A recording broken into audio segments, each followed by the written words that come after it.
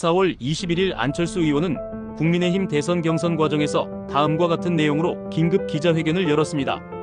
탄핵 각하를 주장했던 후보가 탄핵 인용 후 대선에 참여하는 것은 모렴치한 행위라고 비판하며 나경원 후보를 겨냥했습니다. 대다수의 민심은 이미 정권 교체를 요구하고 있고 국민의힘에게 주는 시선도 싸늘하기만 국힘의 대선 후보 경쟁을 보면 민심은 안중에도 없고 외려 또다시 탄핵의 강으로 스스로 걸어 들어가고 있다고 하였습니다. 또한 탄핵을 부정하다가 헌법재판소의 8대0 탄핵 인용에 대해서는 사과 한마디 없고 성찰한 줄 없이 모두 대선 후보를 자처하고 있다고 한탄하였습니다. 경선 도중 갑자기 양심 고백을 하는 안철수 의원에 대해 관련 영상 보시죠. 구독 눌러주시면 영상 제작에 큰 힘이 되겠습니다. 대다수의 민심은 이미 정권 교체를 요구하고 있고 중도층에서는 이재명 후보를 경계하지만 우리에게 주는 시선도 싸늘하기만 합니다. 하지만 지금 우리 당의 대선 후보 경쟁을 보면 민심은 안중에도 없습니다. 오히려 또다시 탄핵의 강으로 스스로 걸어 들어가고 있습니다. 탄핵을 부정하다가 헌법재판소의 8대0 탄핵 인용에 대해서는 사과 한마디 없이 성찰 한 줄 없이 모두 대선 후보를 자처하고 있습니다. 탄핵을 부정한다면 대선 보궐선거를 부정하는 겁니다. 탄핵을 반대하는 분들은 입후보할 것이 아니라 대선 보궐선거 반대운동의 선봉에 서는 것이 맞습니다. 제발 국민 앞에 부끄러운 줄 아십시오. 반탄 후보가 우리 당 대선 후보로 뽑히면 대선은 필패입니다. 어제 우리 당 대선 후보 경선 토론회는 그야말로 가관이었습니다. 마치 당대표 경선 토론회라고 봐도 무방할 정도였습니다. 죽음의 조라고요? 당을 죽이는 조였습니다. 특히 나경원 후보, 윤석열 전 대통령을 끌어들이지 말라고 하셨죠. 윤 전 대통령이 본인에게 대선에 나가라고 하셨다면서 흘리다가 토론에서는 막상 불리하니까 윤 전 대통령을 언급하지 말라니 달면 삼키고 쓰면 뱉는 것도 이 정도까지는 못합니다. 그리고 헌법재판소에서 탄핵 각하를 외치던 분이 탄핵이 인용되자마자 대선판에 뛰어든 모습 당원들은 다 기억하고 있습니다. 그 말과 행동이 지금 어떻게 정당화됩니까? 모렴치의 끝입니다. 하물며 윤석열 정부에서 장관을 지내며 비상계엄을 사실상 옹호하던 분은 헌재가 위헌을 선언한 뒤에 단 한마디 사과도 없이 대선에 출마했습니다. 국가 비상사태를 빌미로 민주주의를 위협했던 그 입장을 그대로 유지한 채 국민의 표를 구하겠다는 것이 부끄럽지 않습니까? 또한 과거 탄핵당한 정당은 차기 대선을 포기해야 한다고 했던 분은 기다렸다는 듯 대선 후보로 나서고 있습니다. 물론 지금까지 계엄을 옹호하며 헌법 질서도 부정하고 있습니다. 계엄을 옹호하고 탄핵을 반대한다면 계속 그 길을 가야지 대선 출마가 웬 말입니까? 본인의 모순된 정치적 행보에 대한 해명도 반성도 없이 어떻게 그렇게 당당할 수 있다는 말입니까? 또한 윤 전 대통령의 후광으로 장관과 비대위원장을 거쳐서 대선에 뛰어든 정치신인, 한 번도 본인의 선거를 치러보지 않은 분이 당의 간판이 된다면 국민께서 말씀하실 것입니다. 또 정치 경험이 부족한 검사입니까? 이 모든 후보들은 이번 대선에 어떤 명분도 자격도 없습니다. 헌정질서 파괴의 책임에서 자유롭지 않다는 점, 그리고 반성도 사과도 국민 앞에서 설명조차 없다는 점, 갈팡질팡 우왕좌왕, 소신도 실력도 없다는 점입니다. 그런 후보들이 지금 우리 당의 얼굴이 되어야 합니까? 대선 후보로 내세울 수 있습니까? 모두 이재명의 맛있는 먹잇감, 종합 선물 세트가 될 뿐입니다. 나라를 통째로 이재명에게 헌납할 인물들입니다. 당권과 사욕만 그득해서 보수를 괴멸시킬 사람들이라는 뜻입니다. 대한민국은 자유민주주의를 근간으로 하는 민주공화국입니다. 대통령이라도 헌법을 위반하면 탄핵받는 것이 상식입니다. 윤석열 전 대통령은 위헌적 비상계엄으로 헌법재판소 8대0 탄핵 인용으로 명백히 단죄되었습니다. 이것이 바로 법치주의입니다. 그런데도 이를 부정하고 탄핵을 정쟁으로 몰며 헌법기관의 판단마저 깎아내리는 것은 헌법과 국민주권, 나아가 자유민주주의 대한민국을 부정하는 것입니다.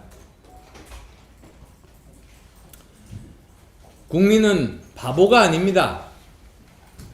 이재명 후보는 이미 프레임을 짜놓았습니다. 윤석열 대 이재명이라는 프레임입니다. 탄핵 반대 후보가 우리 당 대선 후보로 등장하면 이재명은 그들을 윤석열 시즌2로 만들 겁니다. 정치 경험이 부족한 검사 출신 후보를 대선 후보로 세워도 이재명은 그를 윤석열 시즌2로 만들 겁니다. 우리가 그런 후보를 선택한다면 이번 대선은 시작하기도 전에 끝나는 겁니다. 정권은 헌정 질서를 무시한 사람에게 주어질 수 없습니다. 검사 정권의 연장을 원하는 국민도 없습니다. 탄핵 프레임, 윤심 프레임, 계엄 프레임에 갇힌 후보로는 절대로 이길 수 없습니다. 다시 묻습니다. 이재명을 정말 꺾고 싶으십니까? 그렇다면 누가 이길 수 있습니까? 답은 분명합니다. 탄핵의 프레임에서 자유롭고 윤심이나 검사 정치 프레임에 갇히지 않는 후보, 도덕적으로 깨끗하고 중도와 수도권에서 확장성을 갖추고 청년 세대와 함께 미래를 이야기할 수 있는 후보, 과거를 다루는 법률가가 아닌 미래를 다루는 과학자이자 경영자, 그 유일한 후보가 바로 저 안철수입니다. 저는 실력과 원칙으로 평가받았고 오직 국민만을 바라보며 여기까지 왔습니다. 오직 소신 있는 행보로 민심을 받들었습니다. 당원 여러분, 우리는 지금 단순히 한 명의 후보를 선택하는 것이 아닙니다. 정권 재창출의 명운, 그리고 대한민국의 미래를 결정짓는 역사적 순간에 서 있습니다. 이번에 지면 끝입니다. 정권은 이재명에게 넘어가고 우리 당은 막강한 국회 권력과 대통령 권력의 양날의 칼에 완전히 주저앉게 될 것입니다. 국민은 더 이상 윤심에 기대는 정치, 검사 정치의 반복을 원하지 않습니다. 정권을 지킬 수 있는 후보, 중도를 설득하고 수도권에서 승리하고 국민의 신뢰를 다시 얻을 수 있는 후보, 그 후보는 단 하나, 저 안철수입니다. 저는 누구의 힘도 빌리지 않았습니다. 오직 국민의 뜻을 믿고 상식과 원칙의 길을 걸어왔습니다. 이제 그 길의 끝에 정권 재창출의 승리를 향해 나아가겠습니다. 저 안철수는 우리 대한민국을 세계 3대 과학기술 강국으로 진입시키겠습니다. AI 기술 발전을 기치에 걸고 제2의 한강의 기적을 완수하겠습니다. 제가 꿈꾸고 있는 대한민국의 AI 고속도로는 전 세계의 지식 정보망의 중심이 될 것입니다. 대한민국의 미래 먹거리 저 안철수가 만들겠습니다. 부디 저 안철수에게 힘을 주십시오. 탄핵의 그림자를 끊고 국민의 마음을 다시 우리 당으로 되돌릴 수 있도록 저에게 마지막 승부를 맡겨주십시오. 정권의 재창출의 유일한 희망, 그 불씨가 꺼지지 않도록 저를 믿고 저를 선택해 주십시오. 당원 여러분의 단호한 선택이 자유 대한민국을 지켜내고 상식과 책임의 정치, 국민 통합의 시대를 여는 출발점이 될 것입니다. 저 안철수 그 길의 맨 앞에 서겠습니다. 끝까지 싸우겠습니다. 반드시 이기겠습니다.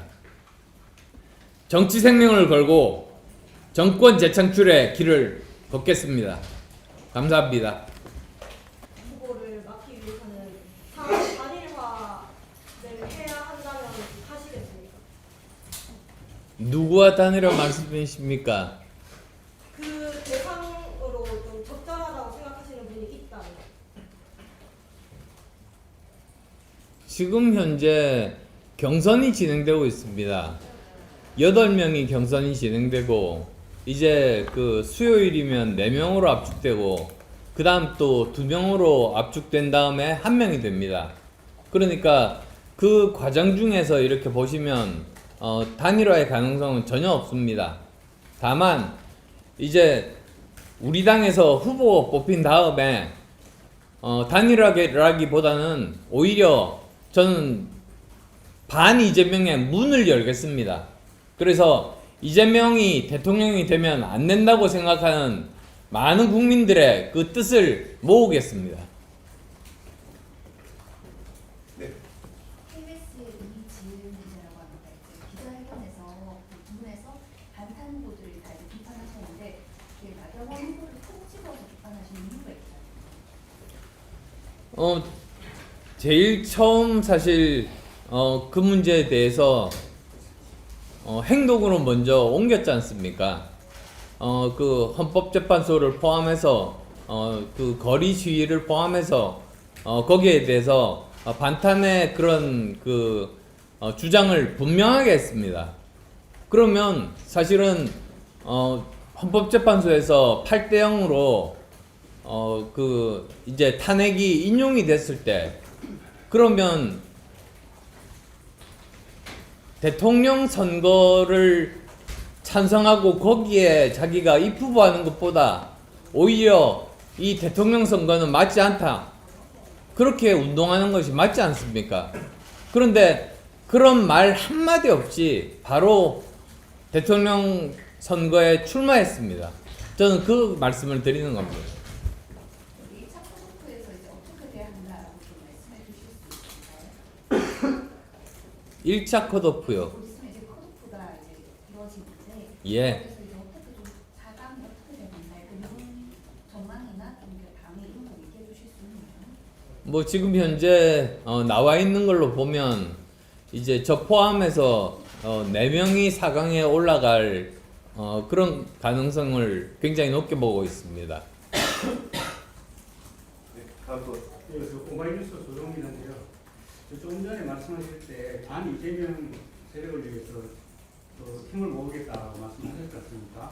그런데 반 이재명 후보가 만일 지금 말씀하신 그 나경원이나 김문수나 또 홍준표라든지 이런 분들이 된다면 그때도 같이 힘을 모으실 건지 하나 여쭙고요. 그 다음에 하나는 그 국민의힘 후보들 중에 윤석열 전 대통령의 탄핵에 대해서 아무도 사실은 사과를 한 분이 안 계십니다. 저는 했습니다. 네, 우리 의원님 빼고 네. 나머지 후보들이 사과를 안 했는데 이런 부분에 대해서 그 사과를 안 한 분들하고 또 힘을 모을 수 있는지 그 부분 말씀 좀 부탁드립니다. 예, 아마도 경선이 끝난 후에 이제 아까 말씀하신 그런 다른 경선 후보들이 이제 패배했을 때를 두고 하시는 말씀으로 저는 해석합니다. 그럴 때도 비록 그 경선에서 패배를 했습니다만 여전히 그분들은 반 이재명 전 대표가 이제 절대로 대통령이 되면 안 된다는 생각은 똑같이 유지하고 있을 거라고 그렇게 생각합니다. 그래서 저는 그런 분들까지도 다 설득해서 함께 진영을 갖추고 함께 대항하겠습니다. 하나만 더. 지금 이재명 대 반 이재명 프레임으로 간다면 제가 볼 때는 사실 선거를 이기기 좀 어렵다고 생각합니다. 그래서 이재명을 넘어서야 된다고 저는 생각을 하는데요. 그런 방안이 사실 잘 안 보이거든요. 저는 꼭 그렇게 생각하진 않습니다. 왜 그러냐면 지금 현재 여러 가지 여론조사들 결과를 보면은 그 정권 교체 비율이 50% 전후입니다. 조금씩 다르긴 하지만요. 그런데 이재명 전 대표의 경우에는 그 지지율이 그것도 또 약간씩 다릅니다만 35% 전후에 머물고 있습니다.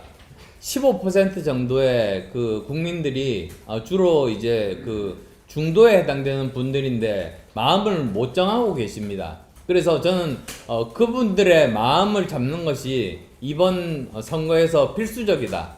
그래서 한 표라도 더 그 중도에 있는 분들의 표를 가져오는 쪽이 승리할 수 있다. 저는 그렇게 생각하고 그럴 자신이 있다는 말씀을 드리는 겁니다. 경북일보 전재용 기자입니다. 이미 경선이 지금 시작이 됐잖아요. 예.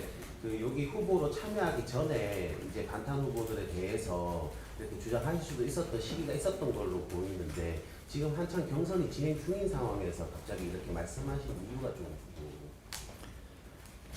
저는 사과를 할 줄 알았습니다. 사실 지금 자기가 이제 탄핵에 대해서 반대를 했지만 결국은 대한민국은 정말 헌법과 법치주의에 의해서 헌법재판소에서 내린 판결을 존중을 해야만 한다. 그래서 자기가 이렇게 그 대선에 나오게 됐지만은 자기가 지금까지 했던 것에 대해서 사과한다고 저는 그것을 기대했습니다. 그런데 제가 모두에 말씀드린 내용이 바로 그 내용입니다. 저는 제가 대선 출마하면서 사실은 사과를 했습니다만 어느 한 분도 거기에 대해서 어떤 입장 표명이나 사과를 하지 않았습니다. 그것을 말씀드리는 겁니다. 평화리스트 김영하 기자인데요. 윤 어게인 신당이 창당되려다가 무산되는 일도 있었고 대통령님께서도 아직 출당 조치가 안 되고 있고요. 당 내에서는 여전히 대통령 탄핵을 인정하지 않는 분위기가 강한데요. 이런 부분을 좀 후보님께서는 어떻게 뛰어넘으실 수 있을지 또 그런 부분에 대해서 어떻게 평가하시는지 결국 대한민국은 정말 민주공화국 아닙니까?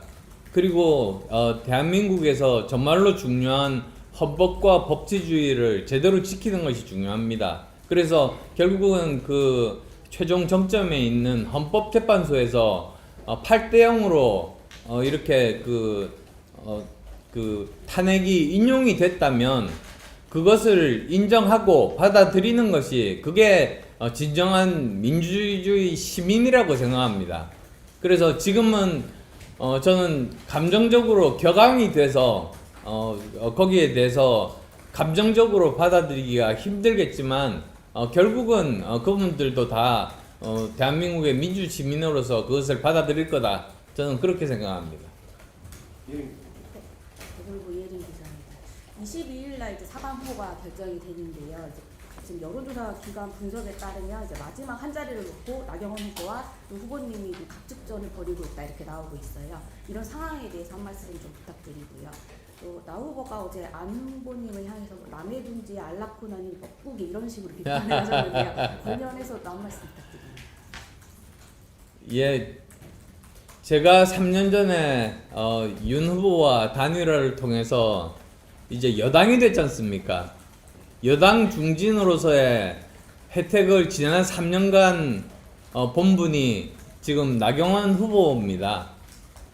거기에 대해서 오히려 저한테 고맙다고 말씀하시는 게 그게 순서죠, 사실. 오히려 그런 것들은 다 무시하고 그거는 너무나도 당연하고 오히려 다 다른 이야기 하는 거 옳지 않다고 저는 생각합니다. 그리고 또 두 분이 이제 마지막 예. 각축전 벌이고 있는 상황에 대해서. 상황에 대해서 사실 뭐 여론조사라는 것 자체를 여러분들 다 아시겠습니다만 거기에는 그 오차 범위라는 것도 존재하고 가장 큰 영향을 미치는 게 사실은 전체 국민 여론조사입니다. 전체 국민 여론조사가 그 중에서 또 그 우리 당과 무당층만 이렇게 조사하는 거기에다가 큰 영향을 미칠 겁니다. 그래서 지금 워낙에 전체 국민 여론조사가 제가 나경원 대표에 비해서 거의 2배 이상 높기 때문에 그렇게 걱정하지 않습니다.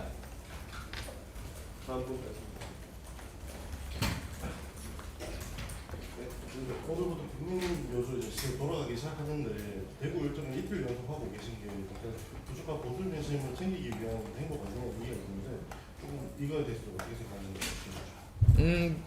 저는 원래 경기도 그리고 수도권 후보 아닙니까? 그래서 이미 경기도나 수도권 쪽은 많이 돌아다녔습니다. 그리고 또 그 다음 이 수도권만큼 많은 당원이 있는 곳이 바로 이쪽 대구 경북 쪽입니다. 그래서 또 이분들도 그만큼 또 많이 만나기 위해서 이렇게 다니고 있는 겁니다.